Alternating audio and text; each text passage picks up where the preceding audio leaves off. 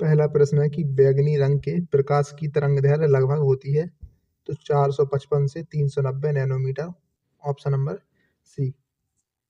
अगला प्रश्न है कि मक्खन डैश का उदाहरण है, तो इसका जवाब है पायस का, ऑप्शन नंबर सी।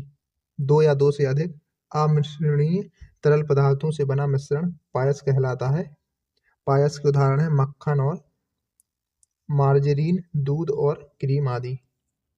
अगला प्रश्न है कि निम्न में से किस लवण में क्रिस्टलन जल के 10 अणु नहीं होंगे, तो Epsom salt, option number D. अगला प्रश्न है कि सन 1887 में इलाहाबाद विश्वविद्यालय की स्थापना किसने की थी, तो विलियम मोयर ने, ऑप्शन नंबर सी।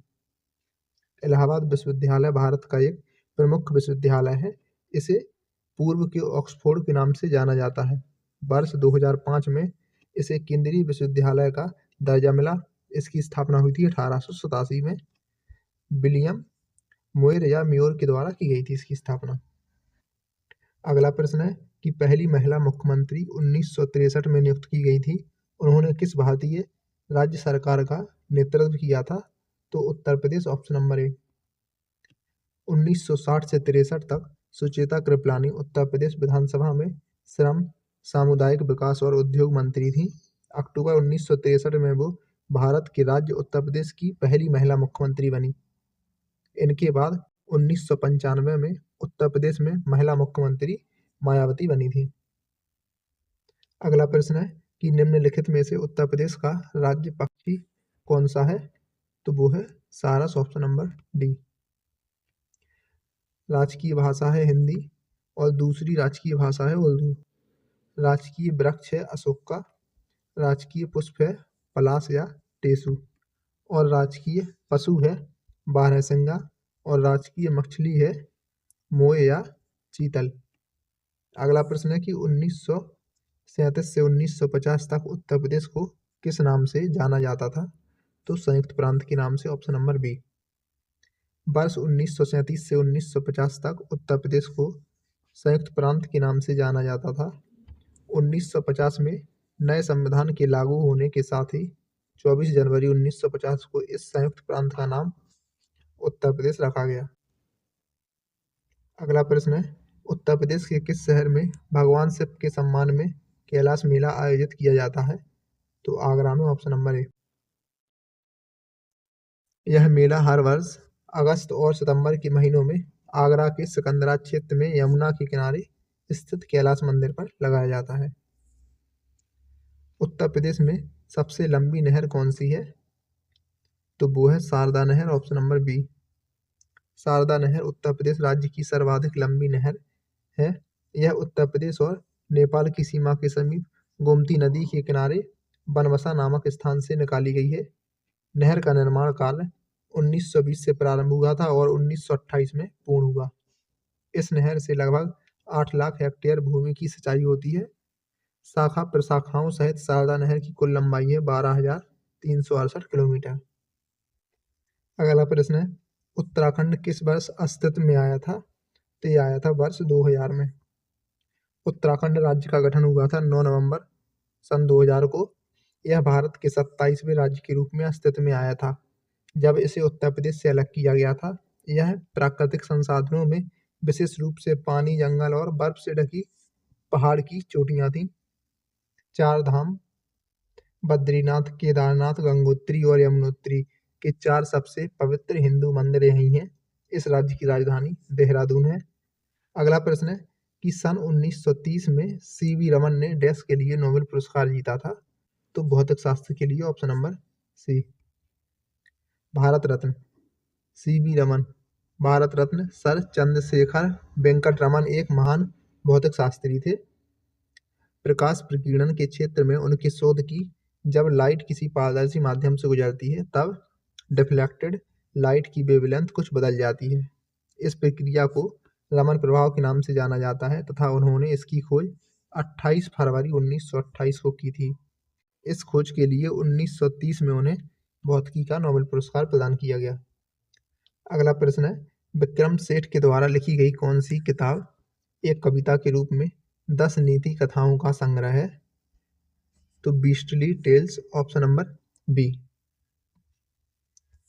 अगला प्रश्न है हरिवंश राय बच्चन के द्वारा लिखी गई आखिरी कविता का नाम क्या है? तो 1 नवंबर 1984। हरिवंश राय बच्चन की आखिरी कविता 1 नवंबर 1984 है, जो कि इंदिरा गांधी की हत्या पर आधारित है। उनकी अन्य प्रमुख कृतियां हैं मधुशाला, मधुबाला, मधु कलश, मिलन यामिनी, प्रणय पत्रिका, निशा निमंत्रण, दो चट्टानें। अगला प्रश्न है रक्त समूह प्रणाली की खोज किसने की थी? तो कार्ल लैंडस्टीनर ने ऑप्शन नंबर डी। ऑस्ट्रिया के जीव वैज्ञानिक और चिकित्सक थे कार्ल लैंडस्टीनर। इनको 1930 में शरीर विज्ञान के लिए नोबेल पुरस्कार से सम्मानित किया गया था।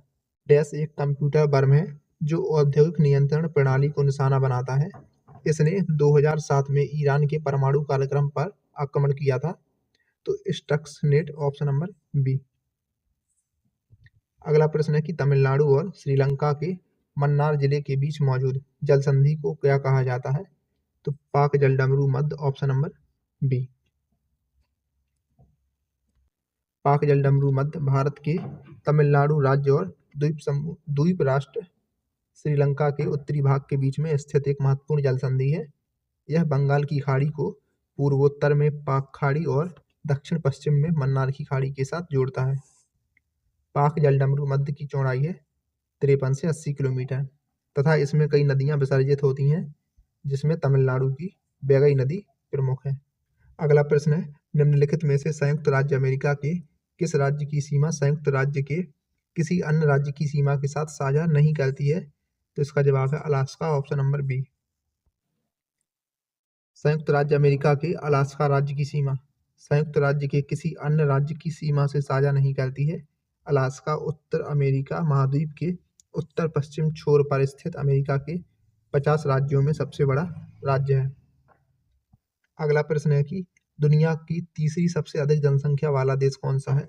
तो वो है संयुक्त राज्य अमेरिका ऑप्शन नंबर सी। निम्नलिखित में से कौन सा संयुक्त अरब अमीरात का हिस्सा नहीं है? तो वो है मस्कट ऑप्शन नंबर ए। बाकी दुबई, शारजाह, अबू धाबी ये तीनों संयुक्त अरब अमीरात के हिस्सा हैं। मस्कट है ओमान की राजधानी। निम्नलिखित में से कौन सा शहर बहरीन की राजधानी है? तो वो है मनामा ऑप्शन नंबर सी। तुर्की की राजधानी है अंकारा, कतर की राजधानी है दोहा और बेरूत की राजधानी है लेबनान। डैश पहली महिला लोकसभा अध्यक्ष थी? तो वो थी Meera Kumar option number B. भारतीय संसद में लोकसभा की पहली महिला अध्यक्ष स्पीकर थी मीरा कुमार। पहले लोकसभा अध्यक्ष थे जीवी मावलंकर। स्वतंत्रता संग्राम 1857 का सिपाही विद्रोह किस शहर में हुआ था? तो ये हुआ था बिहार में ऑप्शन नंबर डी। 19वीं शताब्दी में ब्रिटिश शासन के विरोध में भारतीयों के द्वारा जिस एक सर्वाधिक सशस्त्र विद्रोह को जन्म दिया गया था वह था 1857 का विद्रोह। यह विद्रोह मेरठ से शुरू हुआ था और कानपुर, झांसी, आरा, फैजाबाद, लखनऊ, दिल्ली, इलाहाबाद और गोरखपुर में हुआ था, जबकि गुजरात, कर्नाटक और पश्चिम बंगाल में नहीं हुआ था। अगला प्रश्न है कि पारंपरिक अल्पाहार खांडवी किस राज्य से संबंधित है? तो इसका संबंध है गुजरात से ऑप्शन नंबर ए। अगला प्रश्न है कि भारत के पहले हिंदी भाषा के अखबार का नाम बताइए जिसे पहली बार 30 मई 1826 को प्रकाशित किया गया था। तो वो था Udant Martand option number B. Bharatvarsh में आधुनिक ढंग की पत्रकारिता यहाँ पे होगा पत्रकारिता का जन्म 18वीं शताब्दी के चतुर्थ चरण में कलकत्ता, बम्बई और मद्रास में हुआ था। हिंदी भाषा का पहला अखबार उदंत मार्तंड जिसे 30 मई 1826 को प्रकाशित किया गया था, जिसे कलकत्ता से एक साप्ताहिक पत्र के रूप में इसका प्रकाशन हुआ था और इसके संपादक थे जुगल किशोर शुक्ल। अगला प्रश्न है कि इनमें से कौन सी गेहूं की उच्च पैदावार देने वाली बीज किस्म है जिसका भारत की हरित क्रांति में योगदान था? तो लेरमा रोजो ऑप्शन नंबर बी। हरित क्रांति के फलस्वरूप देश के कृषि क्षेत्र में महत्वपूर्ण प्रगति हुई। इसके जनक थे एम.एस. स्वामीनाथन। लरिया रोजो गेहूं की उच्च पैदावार देने वाली बीज किस्म की फसल थी। अगला प्रश्न है कि फरवरी 1948 में भारतीय संविधान के प्रारंभिक मसौदे को किसने तैयार किया था? तो बेनेगल नरसिंह राव ने, ऑप्शन नंबर डी। भारतीय संविधान का प्रारंभिक मसौदा तैयार करने का कार्य बी.एन. राव को दिया गया था। संविधान प्रारूप समिति का गठन 29 अगस्त 1947 को हुआ था। प्रारूप समिति के अध्यक्ष थे बी.आर. अम्बेडकर। अन्य सदस्य थे एन. गोपाल स्वामी अयंगार, कृष्णा स्वामी अय्यर, के.एम. मुंशी, मोहम्मद सादुल्ला, एन. माधव राव।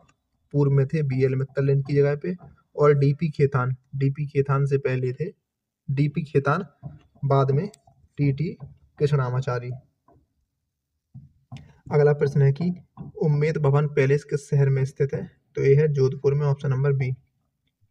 यह विश्व के सबसे निजी महलों में से एक है। इस महल का नाम राजा उम्मेद सिंह के नाम पर रखा गया है। लावणी किस भारतीय राज्य का प्रसिद्ध लोक नृत्य है? तो यह महाराष्ट्र का, ऑप्शन नंबर बी। लावणी भारतीय राज्य महाराष्ट्र का प्रमुख लोक नृत्य है। यह लोक नृत्य तमाशा का ही अंग है। संगीत, कविता, नृत्य और नाट्य सभी मिलकर लावणी बनाते हैं।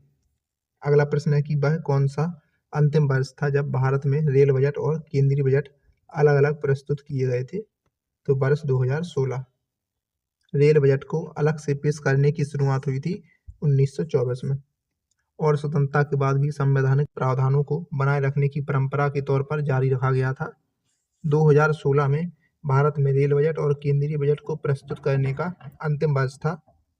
2017 से पुनः एक साथ प्रस्तुत किए जाने लगे थे। अगला प्रश्न है कि 1773 से 1785 तक वस्तुतः भारत के पहले गवर्नर जनरल कौन थे? तो Warren Hasting, option number A. Bharat के गवर्नर जनरल 1858 से 1947 तक भारत के वायसराय और गवर्नर जनरल भारतीय उपमहाद्वीप पर ब्रिटिश राज्य का प्रधान पद था। 1773 से 1785 तक भारत के पहले गवर्नर जनरल थे वारेन हेस्टिंग, और अंतिम भारतीय गवर्नर जनरल थे सी राजगोपालाचारी। निवेश जानकारी और क्रेडिट रेटिंग एजेंसी का मुख्यालय है गुरुग्राम में, ऑप्शन नंबर सी। भारत सरकार ने निम्नलिखित में से किस द्वीप में पर्यटन को अवैध बना दिया है? तो सेंटिनल द्वीप पर, ऑप्शन नंबर डी। पर्यटन देश में आर्थिक वृद्धि और रोजगार उत्पादन का एक साधन है। सेंटिनल द्वीप पर भारत सरकार ने पर्यटन को अवैध बना दिया है। सेंटिनल द्वीप बंगाल की खाड़ी में स्थित अंडमान द्वीप समूह का एक द्वीप है। अगला प्रश्न है कि स्वतंत्र भारत के पहले रक्षा मंत्री कौन थे? तो वो थे Baldev Singh, option number C. Baldev Singh Bharat के स्वतंत्रता सेनानी और सिख नेता थे। अगला प्रश्न है कि सरदार वल्लभ भाई पटेल की स्टैचू ऑफ यूनिटी किस नदी पर स्थित एक द्वीप पर है? तो यह नर्मदा नदी पर, ऑप्शन नंबर ए। गुजरात में नर्मदा नदी के किनारे स्थित है। सरदार वल्लभ भाई पटेल स्वतंत्र भारत के पहले गृह मंत्री और पहले उप प्रधानमंत्री थे। उनकी प्रतिमा दुनिया की सबसे ऊंची प्रतिमा है, जो कि 182 मीटर ऊंची है। यह सरदार सरोवर बांध के सामने नर्मदा नदी के तट पर स्थित है। अगला प्रश्न है पुष्प के किस हिस्से में पराग का उत्पादन होता है? तो परागकोश में, ऑप्शन नंबर सी। अगला प्रश्न है कि कौन सा जीवाणु अंडाकार या गोलाकार होता है? तो वो है coccus, option number B. Cocci या कोकस प्रकार के जीवाणु अंडाकार या गोलाकार होते हैं, जैसे कि माइक्रोकोकस, स्ट्रेप्टोकोकस, लैक्टिस आदि।